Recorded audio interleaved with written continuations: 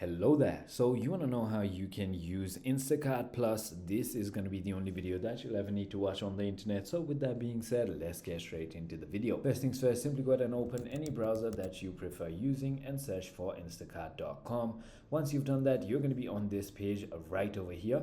Now all you need to do is simply go ahead and log in into your account. Now all you need to do is click on the account tab on the bottom left of your screen, and now scroll all the way down until you find try Instacart and click on that. Now once you've done that, it's going to take you to this page right over here. As you can see, Instacart Plus offers a bunch of things. So there's going to be unlimited $0 delivery fee, thousands of stores and restaurants. As you can see, restaurant delivery fees are also free. There's also Instacart members where Instacart members get a 1-year subscription at no extra cost for New York Times cooking, and you can also share membership perks with your family. So that is about it. You can simply go ahead and choose any plans that you want and purchase it right away. I hope this video was helpful to you. If it was, hit that like button and I'll see you on the next one.